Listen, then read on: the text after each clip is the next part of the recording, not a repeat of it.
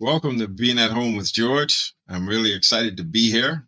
And I'd like to begin the way we normally begin by embracing the moment, by saying yes to life, no matter what comes up, embracing it. And so I'd like to talk about this idea and how I manifested this 40 years ago when I got in recovery. I'm celebrating 40 years. How did I come up with this idea? How did I do it? How did I say yes to my problem, my addiction, and embrace it, say yes to it, and then generate enough hope so that I could actually do something about it? And so one of the things that I had to do is be honest. That's how you embrace it. You be honest. I got a problem and there's a solution, and you got to be open-minded. And so I was open-minded about, okay, how do I do this? My best thinking always got me high or drunk. So I had to be willing to behave my way into proper thinking. So I had to be open to that concept because all my thoughts were stinking thinking and it just wasn't getting me anywhere. So I had to be open-minded. And at the same time, I had to be willing. And sometimes I had to be willing to be willing. And so when I think about it, 40 years ago of saying yes to this, embracing it, and generating the hope and being willing to do things differently. And so how did I behave my way into proper thinking?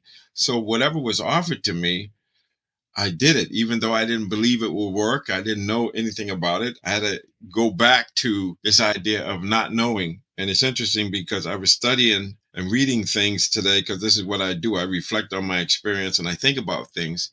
And I'm reminded of one of the teachings I got from Suzuki Roshi in the book Beginner's Mind. And one of the things he said is, in the beginner's mind, there are many possibilities, but in the expert's mind, there are few.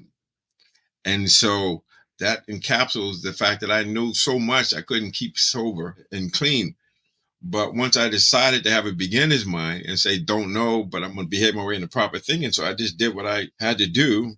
And I had to be honest about it and open and willing to do things that were uncomfortable to do, because it was very uncomfortable to do these new things or to not know what's going to happen before I even took action. And so this idea of behaving my way into proper thinking, and so I did everything they told me to do. One of the things they told me to do in line with that was to take the cotton out of my ears, put it in my mouth, sit up front, and act like I didn't know anything. I'm not going to repeat what they told me because it wasn't euphemistic, put it that way.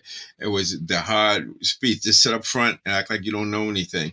And what they were telling me to do was have a beginner's mind and just behave away. Just do what is suggested, and you'll understand it later. And so, once again, true understanding comes from reflecting on experience, and that's what I had to do. But I think it's exciting to come to this point and just to give you a little taste of what I did. Although back then I didn't know about it, but because I did it, now I understand it and I can think about it. The thinking comes after the behavior. And so that's been my experience over these last 40 years, and I'm excited. And I'll just add two things that really helped me through that process, even to be able to embrace the moment. And they were that I'm right where I was supposed to be. And the second thing is God or the universe doesn't give me any more than I can handle. And so with those two things, it helped me to be honest. It helped me to be more open-minded, and it helped me to be willing to do the things that I didn't understand, but I just behaved my way into proper thinking.